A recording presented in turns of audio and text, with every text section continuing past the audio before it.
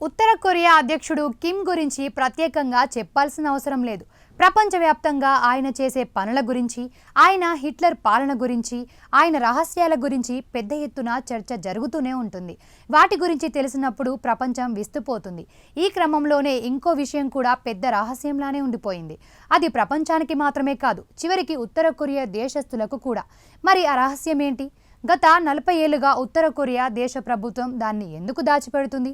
ఆ రహస్యానికి కిమ్ బర్త్డేకు ఉన్న సంబంధం ఏంటి? దేశానికి అధిపతి అయిన కిమ్ తన పుట్టినరోజును ఎందుకు ప్రపంచం నుంచి దాచిపెడుతున్నారు? ఆయన ఎందుకు పుట్టినరోజును జరుపుకోరు? ఇంతకీ కిమ్ జాంగ్ ఉన్ పుట్టిందెప్పుడు? ఆ దేశ అధ్యక్షుడు కిమ్ తల్లికి సంబంధించిన ఓపెన్ రహస్యాన్ని ఆ దేశ ప్రభుత్వం రహస్యంగా దాచిపెట్టడమే కిమ్ బర్త్డే వేడుకలు జరుపుకోకపోవడానికి కారణం.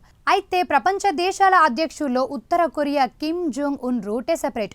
ఎక్కువగా బయటకు రాడు, విదేశీ పర్యటనలకు వెళ్ళడు. చివరకు పుట్టినరోజు కూడా సాదాసీదాగా అయిపోతుంది. ప్రతి ఏడాది జనవరి 8న కిమ్ జోంగ్ ఉన్ పుట్టినరోజు దేశంలో ఎటువంటి హడావిడి లేకుండా నిశ్శబ్దంగా గడిచిపోతుంది. బహిరంగ వేడుకలు, సెలవులు, రాష్ట్ర మీడియాలో ప్రశంసలు ఉండవు.